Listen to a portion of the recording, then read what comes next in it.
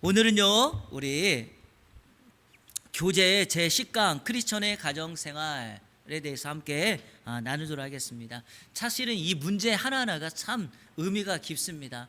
다른 것보다도 우리가 실질적으로 삶 깊은 곳에서 경험하고 있는 게 가정이기 때문에 우리는 기독교인으로서 가정생활의 건강한 모습을 우리가 추구해야 되고, 또 그런 본을 좀 우리가 성경을 통하여 좀 살펴볼 필요가 있습니다.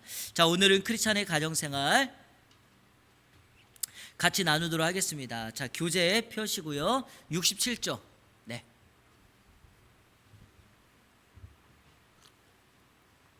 아직 교재가 없으세요?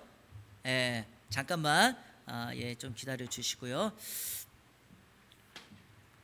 자, 먼저 제가 서론을 간단하게 좀 간략하게 설명을 드리도록 하겠습니다. 우리의 신앙은 교회 안에서가 아니라 교회 바깥에서 사실은 평가됩니다.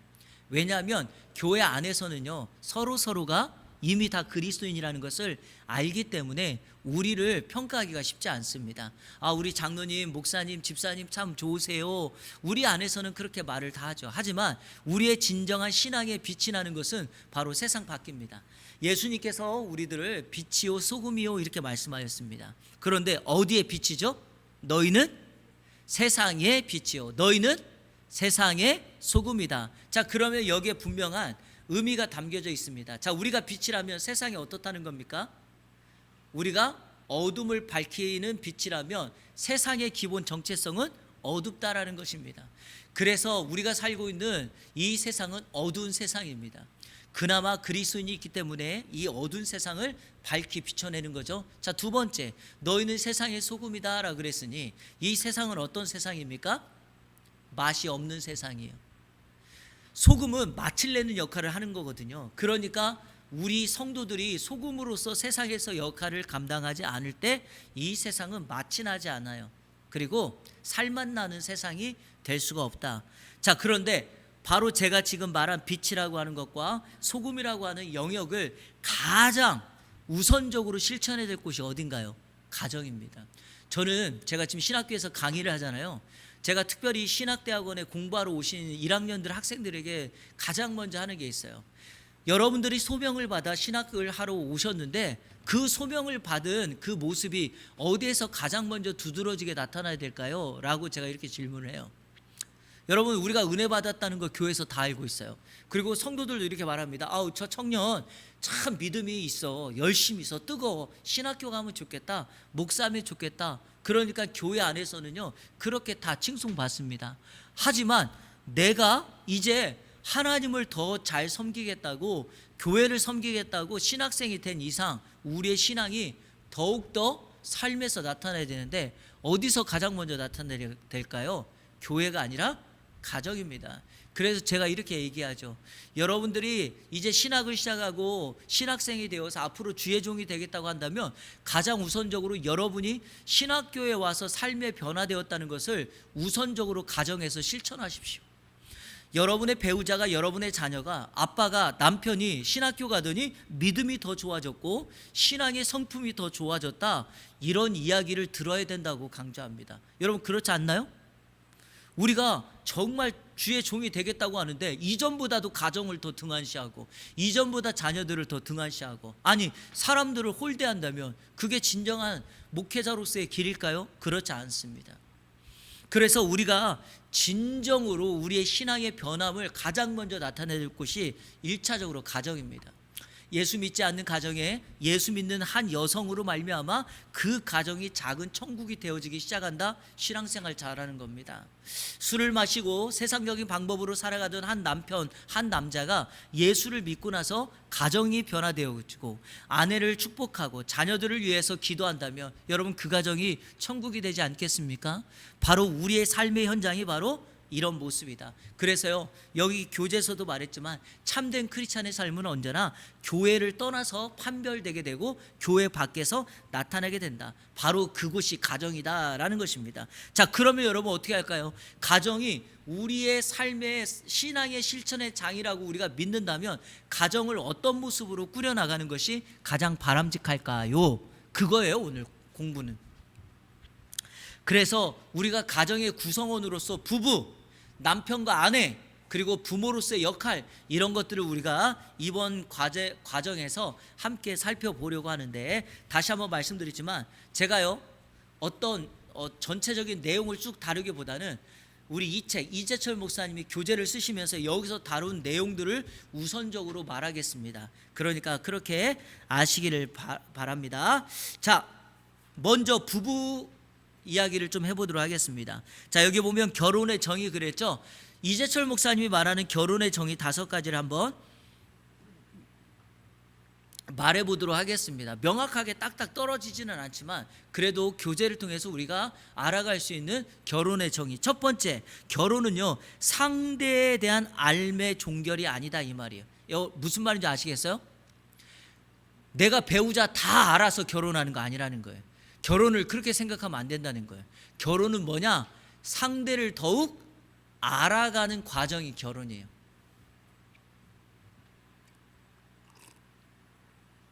무슨 말인지 이해되세요? 여러분의 배우자의 마음 다 알고 생각 다 아시고 다 아세요? 대충 알아요. 대충 알아요. 왜냐하면 저 사람은 배고플 때 저런 반응을 보여. 이런 거 알아요, 우리. 왜? 같이 살기 때문에 알잖아요. 그죠? 뭐를 좋아하는가? 어떤 드라마 장르를 좋아하고 어떤 영화, 그리고 운동은 어떤 운동을 좋아하고 이런 거 다 알아요. 하지만 그렇다고 해서 그의 마음 중심까지 우리가 다 아는가? 그렇진 않죠. 어떤 행동을 할 때 지금 뭐 하겠구나라는 걸 대충은 알 수 있지만 진정한 속마음은 다 알 수가 없다라는 것입니다. 결혼이 뭐예요? 상대를 알아가는 과정이지 다 알아서 결혼하는 거 아니에요. 이해되시죠? 네. 두 번째, 상대에 대한 허상을 깨는 거예요. 결혼은 무슨 말이냐? 실상을 알아가는 게 결혼이에요.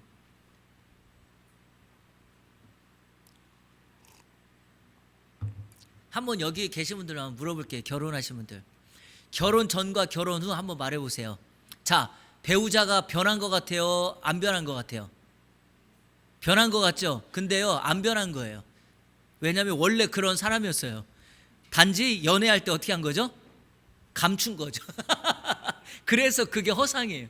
왜냐? 실상은요 그렇지 않은데 배우자를 만나고 사랑하는 대상을 만나면 자신의 단점과 자신의 허물을 보여주고 싶지 않은 거예요.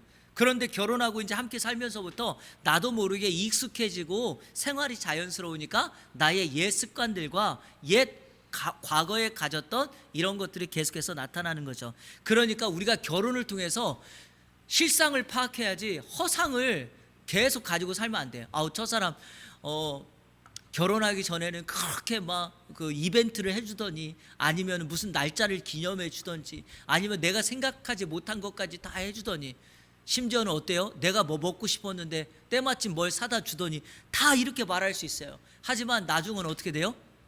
그 상대방의 마음을 사기 위한 행동이었을 경우가 많아요. 아니, 그 배우자가 진심으로 그래도요 결혼하고 난 이후에 그것이 똑같이 가지는 않는다라는 거예요. 그래서 결혼은요 허상이 아니라 실상을 받아들이고 허상을 깨야 돼요. 자, 세 번째, 자기 중심적인 생각을 버려야 돼요. 이게 무슨 말이냐? 결혼을 항상 자기 중심으로 생각하는 사람이 있어요. 이런 거 예컨대 내가 저 사람과 결혼하면 나의 단점이 고쳐지겠지, 이렇게 생각하는 사람이 있어요. 그럼 여러분 한번 물어볼게요. 자, 내가 마이너스 50이었어요. 50점 100 중에서 50점밖에 없어요. 그러면 상대방의 배우자의 50을 가져다가 내가 100이 됐잖아요. 그렇죠? 그럼 상대방은 어떻게 돼요? 상대방이 또 부족해요. 그러니까 온전하게 되지 않는다는 거예요. 무슨 말이냐? 결혼이라고 하는 것은 아낌없이 내가 가지고 있는 50마저도 상대방을 위해서 주는 거지, 나 중심으로 내가 50밖에 없다고 해서 상대방의 50을 내 것으로 가져오는 것이 아니에요. 그래서 결혼이 한 몸이라고 하는 이유가 뭐냐? 상대방이 부족하면 나도 부족하게 된다는 거예요. 이것이 바로 나 중심적인 것을 깨라는 거예요. 이거 깨지 못하면 시간이 지나면 갈등만 더 생깁니다. 자, 네 번째, 사는 것만이 아니라 죽는 것까지 생각하라는 거예요. 이재철 목사님 이걸 강조하다고요. 여러분, 결혼이 뭐예요? 행복해지고 싶잖아요. 잘 살고 싶잖아요. 근데 대부분의 사람들은 이것만 생각한다는 거예요. 하지만 결혼은 어디까지 생각해야 된다? 죽는 것까지도 생각해야 된다. 왜? 둘이서 같은 방향을 보며 한 인생을 살아가니까. 여러분, 부부가 뭐예요? 손을 잡고 하나가 되어서 같은 방향을 보고 간다는 거잖아요. 근데 여러분, 그러려면 어떻게 됩니까? 우리 결혼식 저는 안 그런 것 같은데 우리 장로님 때는 그랬는지 모르겠지만 주례사 중에 이런 주례사 옛날부터 많이, 검은 머리가 팥불이 되도록 이런 거 있잖아요. 이거 뭐예요? 죽을 때까지 건강하거나 병들 때나 아프거나 건강 이런 얘기 하지 않습니까? 그런 주례사가 뭐예요? 죽을 때까지 같이 가야 된다라고 말하지만 실질적으로 여러분 결혼 생활에서 그런 경우가 어디 있습니까? 요즘 매스컴을 보세요. 별의별 매스컴이 다 나옵니다. 요즘에는요, 솔로가 무슨 자랑이, 죄송해요, 이거 말을 오해하면 안 돼요. 제가 이거를 비난하기 위해서 한 게 아니에요. 요즘은 솔로들을 위해서 TV 방송에서 얼마나 많은 것들을 합니까? 그리고 재혼에 대하여, 심지어는 결혼을 앞둔 남녀 예비 부부가 TV에 나와가지고 게임으로 해서 결혼 자금을 차지하는데, 저는 그거 한 번도 본 적이 없지만 잠깐 지나가는 짤에 보니까 이런 질문 하더라고요. 이 배우자를 만나서 결혼하는 건 나에게 소득이다, 이득이다, 이걸 질문했더니 대부분의 상대방이 다 뭐라고 하는지 아세요? 자신이? 자기가 이 사람하고 결혼하는 건 손해라고 생각한다는 거예요. 그러니까 나는 손해고 저 사람이 이익이라고 생각한다는 거예요. 그러니까 이렇게 생각하니까 여러분 결혼이 온전치가 않게 되는 겁니다. 그래서 우리는 좋은 것만이 아니라, 시작점만이 아니라 어디까지 생각해야 된다? 이 사람과 평생 함께 가서 마지막 죽는 것까지 생각해야 된다. 둘이서 한 인생을 살아가는 걸 꼭 기억하셔야 돼요. 그래서 여러분, 그 사람하고 70년 80년까지 살아갈 건데 우리 장로님 권사님 70년 사시려면 몇 년 더 사셔야 돼요? 얼마 안 남으세요?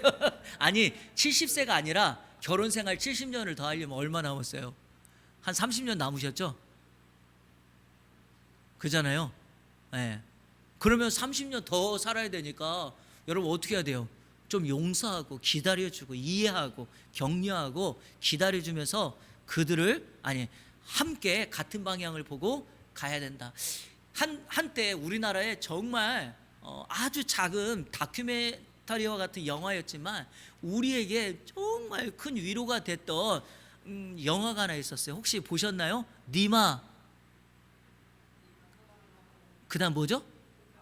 그 강을 건너지 마오. 그 할아버지 보셨나요? 할머니가 항상 이쁘다고 해가지고 결혼 때부터 지금까지 항상 한복을 입혀주세요. 그리고 항상 할머니에게 존댓말을 해주시고, 할머니는 할아버지를 너무 사랑해가지고 항상 존댓말을 하면서 존경해 주는 거예요. 이런 드라마가 어디 있어요? 근데 할아버지가 돌아가셨어요. 그랬더니 할머니가 급격하게 그 상실감으로 인해서 정말 아파하시더라고요. 어디 가나 항상 손잡고 걸어가요. 저하고 제 아내하고 어디 갈 때 손 많이 잡습니다. 근데요, 그거보다 더 중요한 게 죽을 때까지 그런 과정을 살아간다는 거를 우리가 그 어르신들을 보면서 부부의 사이를 한번 돌아보게 된 거예요. 너무나도 이익을 쫓아가고 내가 손해라고 생각하는 이 삭막한 세상에서 그러한 부부들의 모습을 보면서, 우리네 부모의 모습을 보면서 아낌없이 희생하고 헌신하고 사랑하는 그러한 모습을 우리는 봐야 된다라고 하는 것입니다. 자, 마지막 5번째, 결혼의 정의가 뭐냐? 하나님을 만나고 하나님을 아는 것이 바로 결혼이에요. 여러분, 결혼 왜예요? 결혼을 통해서 우리는 하나님을 만나고 하나님을 알아요. 이유가 뭘까요? 창세기 1장 27절에 있는데, 자, 하나님께서 어떻게 해요? 남자와 여자를 만드시고 둘이 어떻게 했어요? 한 몸을 이루게 한 거죠. 여러분, 남자는요 여자보다 위에 있는 것이 아니에요. 여성은 남성보다 밑에 있는 것도 아니에요. 하나님이 남자와 여자를 만들었다는 것은 남자와 여자라는 동등한 구조가 뭐예요? 같다라는 거고, 여기서 더 중요한 건 뭐냐? 남성에게도 여성에게도 뭐가 있다? 하나님의 형상이 있다는 거예요. 그러니까 하나님은 하나님의 형상으로 남자와 여자를 만들었다는 거예요. 자, 그럼 여러분, 결혼이 뭡니까? 하나님의 형상을 가진 남자와 여자가 만나서 한 가정을 이루었다? 그러면 두 사람을 통해서 뭐가 드러나야 돼요? 하나님의 형상, 하나님의 영광이 드러나야 된다라는 것입니다. 그러니까 결혼은 뭐예요? 하나님을 더 만나고 하나님을 친밀할 수 있게 해야 돼요. 여러분, 제가 전에도 한번 말씀드렸지만 우리 한국 사회 지금 결혼이 너무 가벼워졌어요. 결혼을 배우자를 만나고 상대방을 만나는 것을 심각하게 생각하지 않으니까 결혼이 가벼워지면서 결혼이 쉽게 깨져요. 그런데 여러분, 우리 기독교인들이 빨리 회복해야 될 것이 뭐냐? 결혼은 남자와 여자 하나님의 형상을 가진 두 존재가 만나서 한 몸을 이루어 둘 다 서로 안에서 뭘 발견한다? 하나님의 역사를 보는 것이 결혼이에요. 이거를 회복하는 것이 정말 빨리 시급해요. 이것이 가장 시급해요. 그래서 우리 교회가, 우리 성도들이 이렇게 해야 돼요. 그리고요, 여기 계신 분 중에 혹시 나 예수 믿기 전에 결혼했어요, 이런 거 모르고 결혼했어요, 목사님 다시 할까요? 아니면 지금 속은 것 같은데 어떻게? 아니에요. 지금부터라도요, 이 사실을 알았다면 그 상대방 남편과 아내에게서 하나님의 형상을 발견할 수 있도록 하는 것이 가장 바람직한 결혼의 정의입니다. 자, 넘겨보겠습니다. 결혼의 정의 이렇게 하셨어요. 자, 넘겨보세요. 자, 이제 부부의 성경적인 의미를 한번 찾아보겠습니다. 여기서부터는 우리 성경 좀 찾아서 설명을 드리도록 하겠습니다. 먼저 부부의 성경적인 의미, 창세기 1장 27절. 자, 우리 찾아서 읽겠습니다. 창세기 1장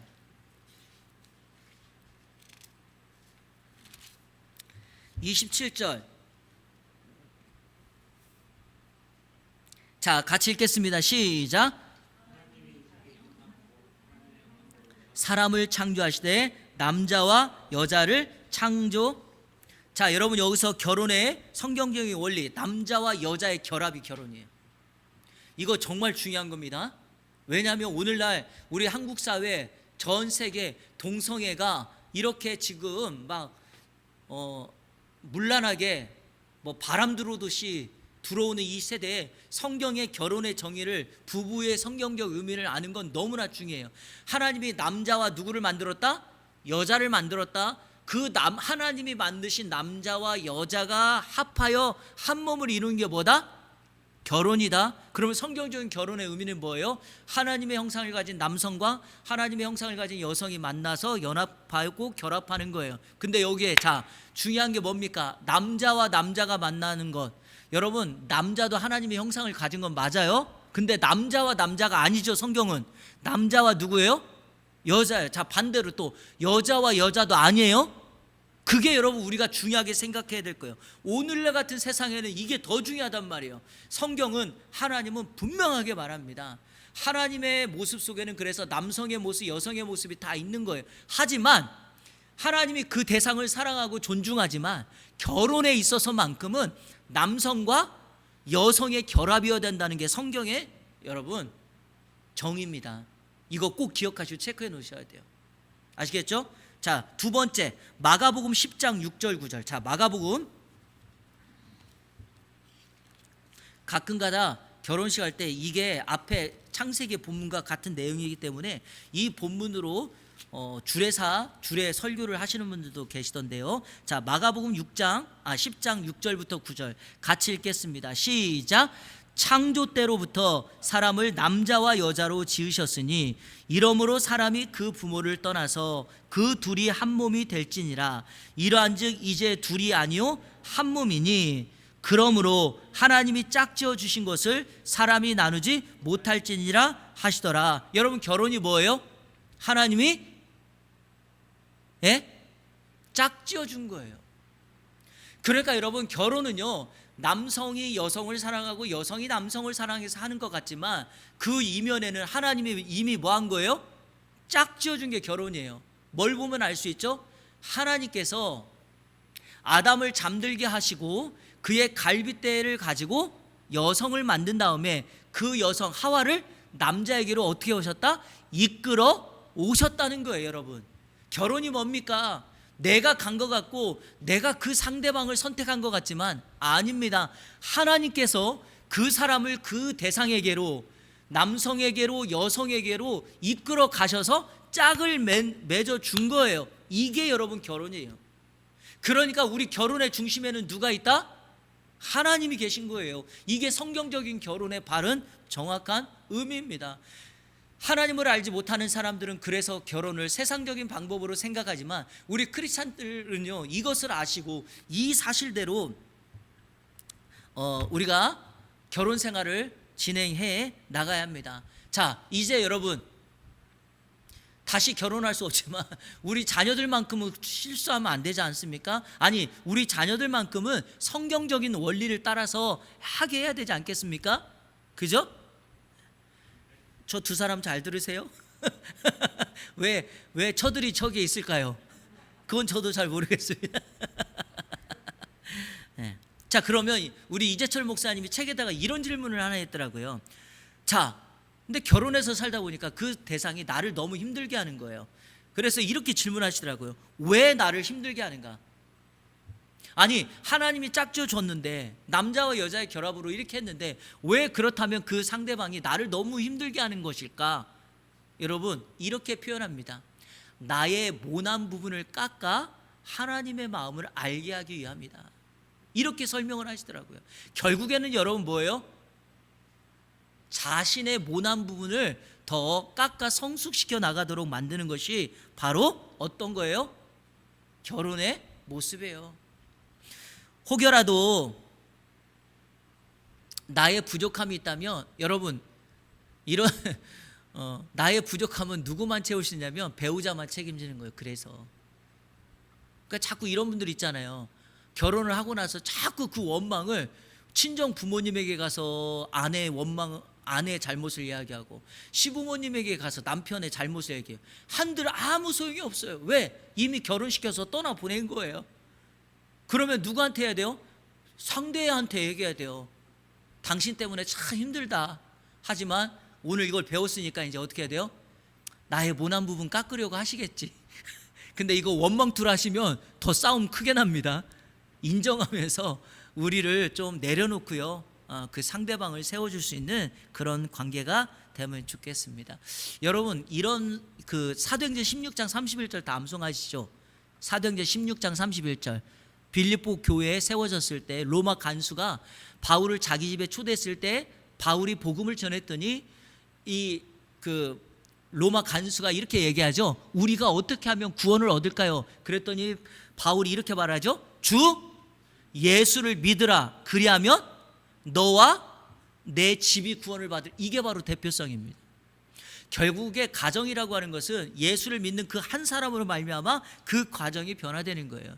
그래서 제가 늘 말씀드리지만 가정의 주도권이 누가 있어요? 돈을 버는 사람에게 있어요? 아니면 힘이 좀 센 사람에게 있어요? 아니에요. 진정한 가정의 주도권은 가정을 위해서 더 많이 기도하는 사람에게 있는 거예요. 그게 가정의 주도권이에요. 그래서 여러분, 가정의 영성을 이끌어가는, 가장으로서 남편 또 어머니로서의 어머니의 역할을 인정해 주지만 제가 말하는 것은 그 가정의 영적 분위기를 만들어가는 것은 누구다? 기도하는 한 사람이에요.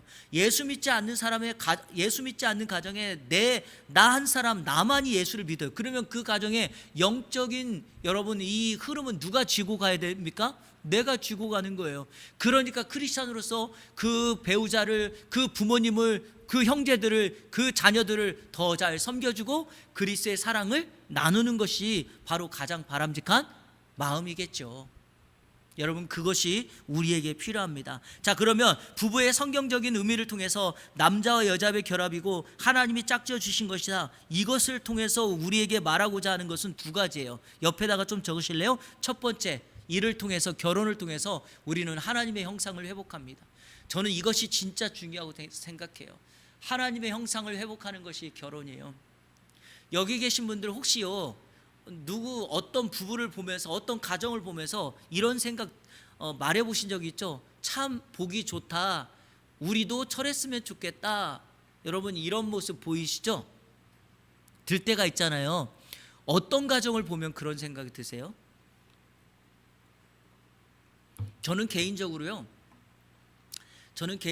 뭐 이렇게 뭐 큰 집에 살고 또 부유하고 이런 것보다는 정말 신앙생활을 잘하면서 있음에도 있는 척하지 않고 자신들의 가지고 있는 것을 세상에 잘 흘려보내면서 교회 안에서도 잘 섬겨주고 교회 안에서도 무언가 꼭 해야 될 역할들을 적소해서 그리고 가장 적합한 때에 하면서 또 누군가를 섬겨주며 이타적인 삶을 살아가는 그런 사람들, 그러면서도 항상 배우자를 사랑하고 자녀들을 축복하고, 이런 가정을 볼 때마다 참 멋있다 이런 생각이 들어요. 그러면 우리가 그걸 보면서 참 부럽다라고 하죠. 바로 그런 모습 속에서 하나님의 형상이 회복돼요. 근데 여기서 절대로 여러분 오해는 마셔야 돼요. 뭐냐? 완벽한 것을 말하는 것이 아니에요. 여러분 신앙생활 중에 어려움이 있죠. 그죠? 신앙생활을 잘 하다가 우리 남편이 갑자기 뭔가에 실족해서 교회를 안 나가, 이럴 수 있다니까요. 근데 여러분 그것을 실패라고 생각하면 안 된다는 거예요. 그러니까 이럴 수는 있지만 그럼에도 불구하고 항상 생각이나 그런 모든 방향들이 신앙적으로 건강하게 살아갈 수 있는 이런 가정들, 제가 정말 이거 참 드리고 싶은 말은, 이거 좀 교회 안에서 얄미운 사람도 있어요. 정말 하나님께 복을 많이 받았다고 하나님 축복이라고 얘기하는데 정말 세상에 흘려보내지 않는 분들도 계세요. 그러면서 자식들을 위해서 막 이렇게 해요. 막 좋은 차도 사주고 다 해요. 근데 정작 교회에서 선교하자 그러면 선교도 안 하고, 가난한 사람 좀 돕자, 이웃을 섬기자 그러면 그런 일은 안 해요. 내가 어떻게 번 돈인데 그런 걸 쓰냐고. 여러분 이런 사람들 존경 못 받습니다. 건강해 보이지도 않습니다. 제가 우리 새벽 예배 때 했던 아나니아와 삽비라 부부가 바나바를 보면서 너무 좋아했지만, 여러분 그렇게 섬기니까 성령을 속이는 결과가 되지 않습니까?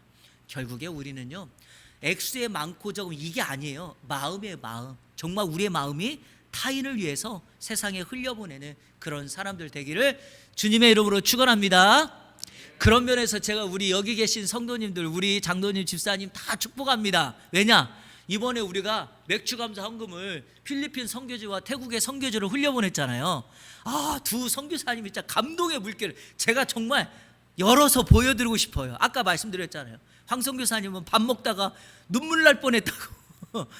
어제 김희철 선교사님 또 이렇게 통화하는데, 목사님 예안교회 같은 교회가 없습니다. 왜냐하면 여기 오셔가지고 첫 번째 통합직에 있는 교회 선교지 그 인터뷰를 했는데 안 됐대요.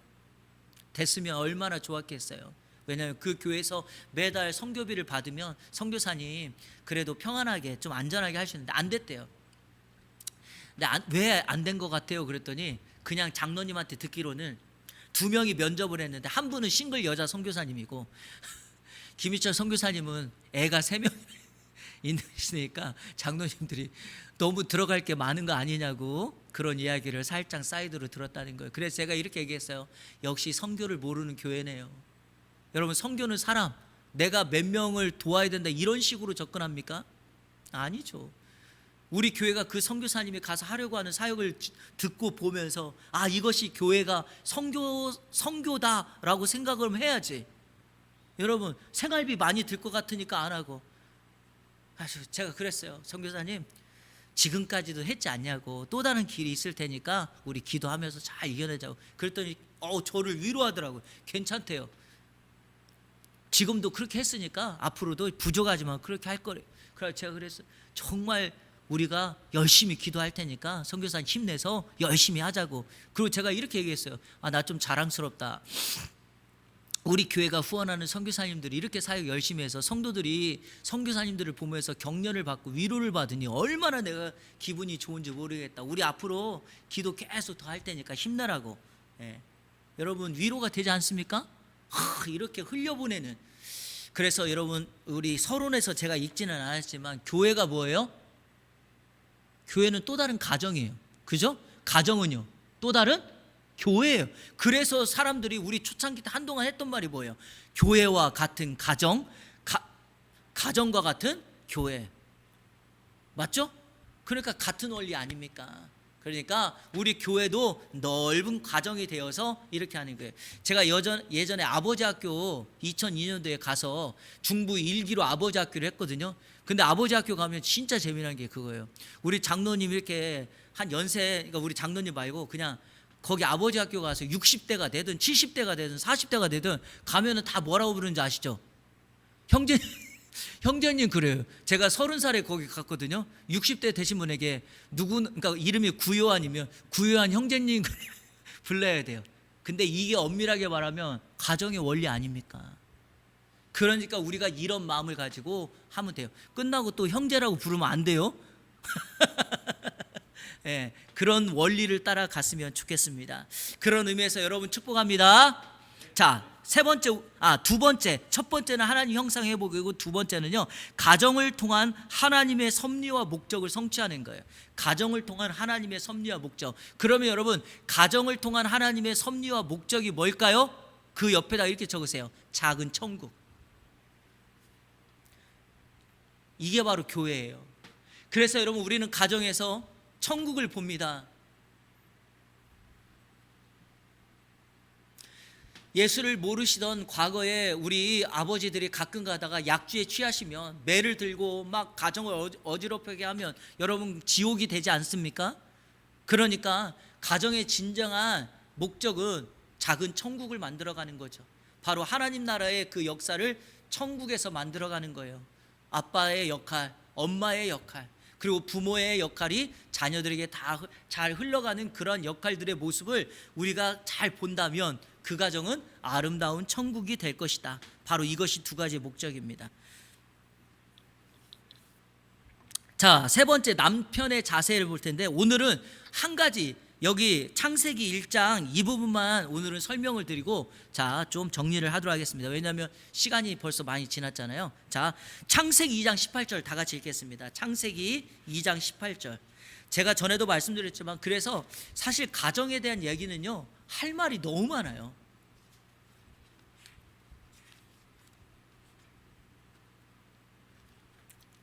자, 창세기 2장 18절 다 같이 한번 읽겠습니다. 시작.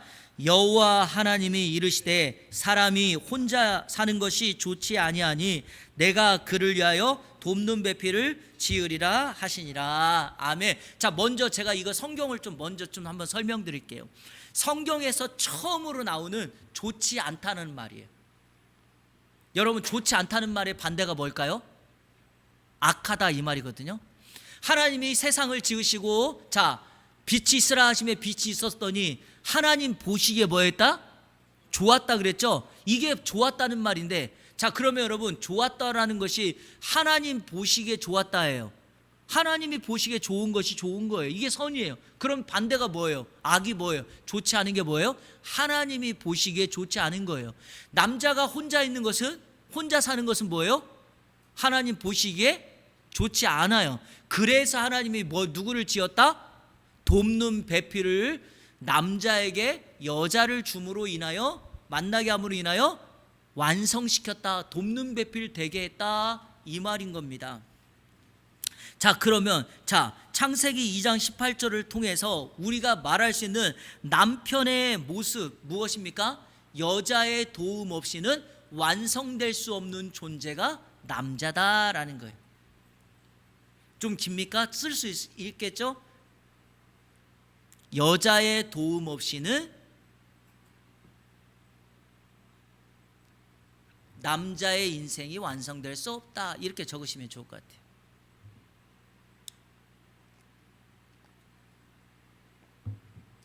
그러니까 남성들이 이걸 모르면 어떻게 돼요? 아내를 함부로 대하면 안 되죠. 왜? 내 인생을 완성시킬 사람한테 함부로 하면 돼야 안 돼요? 안 되죠. 잘해야죠. 그렇죠? 근데 우리 한국은 원래부터 잘해요. 그렇죠? 우리 한국은 5사람한테만 잘하면 돼요. 그 5사람 누구예요? 아내, 마누라, 처, 애들 엄마, 그리고 한 명이 누구예요? 마나님. 한 사람이 한 사람. 근데 그냥 이분에게만 잘하면 돼요. 그러니까 우리나라는 옛날부터 이런 분위기가 잘 돼 있어요. 근데 이거 너무 성경적이에요. 왜 그러냐? 아내가 내 인생을 완성시키고 나를 도와서 남자의 인생을 완성시킨다는 것을 성경의 원리에 따라 안다면 어떻게 배우자에게, 아내에게 함부로 할 수 있겠습니까? 여러분, 이거 여기까지만 오늘 공부하고 가면 이제 큰일 나는 거예요. 이제 왜냐? 다음 주에도 안 나오고 그래가지고 이제 이것만 알고 가면 자기만 알아. 또 다음에 부부 아내 할 때도 나와야 돼요. 같이 들어야지. 이것만 듣고 가면 당신 말이야, 나 없으면 당신은 아무것도 아니야, 이러고 살면 안 됩니다. 이거는 성경적인 원리예요. 자, 그러면 여기 보니까 두 사람, 카이사르의 경우와 빌라도의 경우 이렇게 해놨잖아요. 여러분, 이게 뭐냐? 실례를 든 거예요. 카이사르는 로마의 왕 아닙니까? 그런데 하루는 아침에 이 아내가 꿈자리가 뒤숭숭해서 이 그러니까 카이사르 케제르 이 왕에게 나가지 말라 그런 거예요. 원로원에 오늘은 쉬라고 그랬는데, 여기 역사에 보면 카이사르가 아내를 대할 때 뭐라고 얘기했냐면 암탉 우는 소리 정도로 여겼다, 이렇게 표현을 해요. 암탉 우는 소리 정도로. 그러니까 아유, 아무 능력도 없고 정치도 모르는 아내가 말하는 걸로 그냥 여겨버린 거예요. 근데 여러분, 놀라운 사실이 그날 원로원에 나갔다가 암수에 의해서 완전히 온몸이 찢겨지는 죽음을 당하게 돼요. 여러분, 아내를 소중하게 여겨야 돼요.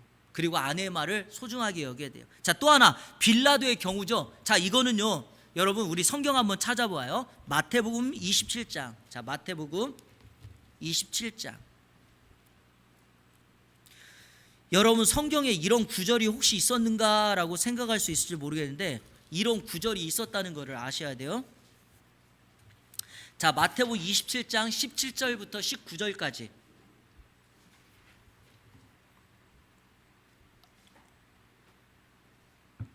찾으셨어요? 자, 한번 읽겠습니다. 그들이 모였을 때 빌라도가 물어 이르되 너희는 내가 누구를 너희에게 놓아 주기를 원하느냐, 바라바냐 그리스도라 하는 예수라니. 자, 이거 어떤 장면인지 아시겠죠? 예수를 신문할 때 하는 장면이고요. 지금 유대인들 앞에서 빌라도가 하는 말씀입니다. 자, 18절. 이는 그가 그들의 시기로 예수를 넘겨준 줄을 알미더라. 자, 19절 보세요. 총독이 재판석에 앉았을 때, 이 총독이 누구예요? 빌라도입니다. 그의 아내가 사람을 보내어 이르되 저 오른 사람에게 아무 상관도 하지 마옵소서. 오늘 꿈에 내가 그 사람으로 인하여 애를 많이 태웠나이다 하더라. 자, 빌라도의 아내가 재판석에 앉아있는 이 남편에게 사람을 보내서 뭐라고 얘기했어요? 이렇게 얘기한 거예요. 그 사람 의인이니까, 죄가 없으니까 그 사람 이렇게 함부로 살인죄를 뒤집어 쓰거나 그렇게 하지 말라고 요청을 한 거예요. 근데 자, 보세요. 자, 여기 20절에 보세요. 대제사장들과 장로들이 무리를 권하여 바라바를 달라 하고. 자, 어떻게 해요? 주변의 사람들을 이용해 가지고 빌라도를 완전히 주눅들게 하는 거예요. 그래서 지금 재판을 하지 않으면 안 될 정도로 만든 거예요. 결국에 여러분 어떤 결과가 초래됩니까? 빌라도가 예수님을 사형에 언도하죠. 그리고 바라바를 풀어줍니다. 여러분, 역사가 이거로 그냥 끝납니까? 아내 말 안 듣는 걸로 끝납니까? 아니에요. 빌라도의 집안은 이때부터 지금 2000년이 지난 지금까지도 우리 매번 예배 때마다, 오늘도 새벽 예배 때마다, 사도신경 할 때마다 예수님께서 본디오 빌라도에게 고난을 받으사 십자가에 못 박혀 죽으시고, 여러분 예수님을 누가 죽였어요? 본디오 빌라도에 의하여 죽임받은 거예요. 이 한 번의 판단, 아내의 말을 그냥 흘려보내고 지나쳐버린 이 한 결과가 빌라도 본인 자신만이 아니라 2000년이 지나고, 아니 제가 볼 때는 앞으로 2000년 뒤에도 또 그럴 거예요. 계속해서 본디오 빌라도의 가문은 예수님을 죽이고 죄 없는 예수님을 죽였던 사람으로 여겨지는 이러한 주홍 글씨를 가지고 살아가게 된다라는 것입니다.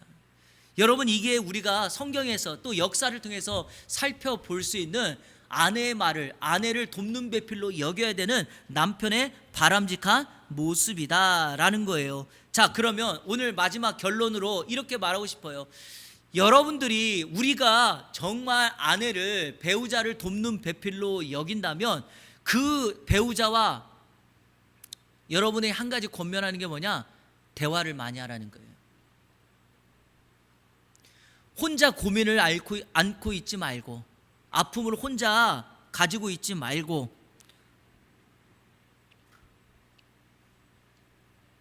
그래서 서로의 그러한 모습들을 잘 지켜 나가는 거, 만들어 가는 거. 그래서 제가 볼 때는요, 부부 사이에 가장 좋은 건 대화만큼 좋은 것이 없어요. 평상시때 대화를 안 하다가 갑자기 오늘 가가지고 대화 좀 하게, 그러면 대화가 됩니까? 안 됩니다. 그러니까 평상시 때 그냥 가족들의 어떤 이야기나 문제나 어떤 뭐 그런 주제가 있다면 그런 것들을 자연스럽게 해 나가면 좋을 듯 합니다. 그래야지 서로를 이해하고, 그리고 가장 좋은 거는요, 자녀 이야기인 것 같아요. 예, 자녀들 이야기하면서 어떻게 할까, 어떻게 했으면 좋겠어, 뭐 이렇게 하면서 해 나가고요. 자, 오늘은 여기까지 우리 공부하도록 하겠습니다. 다음 주에는 이 뒤에 이어서 우리가 바로 두 번째부터 남편의 자세 그리고 아내의 자세 쭉 이어서 나가도록 하겠습니다. 여러분, 제가 계속 강조하지만 이 부분만큼은 제가 빠지지 말고 나오시라고 하는 이유가, 정말 우리가 언제 이거를 뭐 부부 세미나 할 시간도 없는데 언제 하겠어요. 이왕 이렇게 공부할 때 우리가 같이 공부하면서 찾아 나가는 거예요. 오늘 우리 황인문 집사님 안 하는데 우리 박순 집사님 이제 내일 이제 집사님 오시면, 어제 당신 안 왔지? 목사님 이거 녹화됐으니까 꼭 들어. 이렇게 하면 또 싸움 납니다. 한번 들어보시라고, 빠진 거 들어보시라고 하면서 우리 이것들을 우리 가족들에게, 주변에 우리 성도님들에게 같이 한번 좀 들으면 좋을 듯해. 왜냐? 제 얘기가 아니라 이재철 목사님이 가정에 대해서 성경적으로 어떤 내용들이 있는가를 잘 쓴 거니까 우리가 그렇게 해서 같이 만들어 나가면 좋겠다라는 생각이 듭니다. 우리 주기도문으로 오늘 공부 마치도록 하겠습니다.